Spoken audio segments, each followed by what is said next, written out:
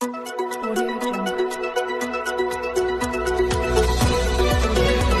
پہلے نظر ڈالتے ہیں اب تک کی بلٹ۔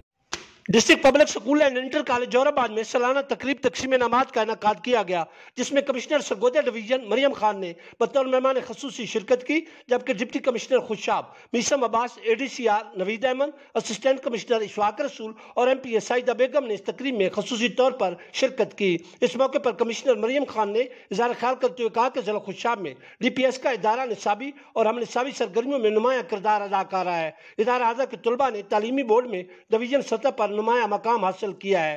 انہوں نے بہترین کارکردگی پر طلباء اور ان کے والدین کو مبارکباد دیتے ہوئے ادارے کی انتظامیہ کی کارکردگی کو بھی لائق تحسین قرار دیا۔ ڈپٹی کمشنر میثم عباس نے خطاب کرتے ہوئے پوزیشن ہولڈر طلباء و طالبات اور ان کے والدین کو مبارکباد دی اور کہا کہ آپ اس ادارے کے درخشاں ستارے ہیں اور آپ پر ضلع کو بڑا فخر ہے۔ قبل عظیم پرنسپل ادارہ اعضا راجہ محمد عرفان نے سپاسنامہ پیش کرتے ہوئے مہمانان گرامی کا شکریہ ادا کیا۔ بعد ازاں پوزیشن ہولڈر طلباء و طالبات میں سرٹیفکیٹس اور شیلڈز بھی تقسیم کی گئیں۔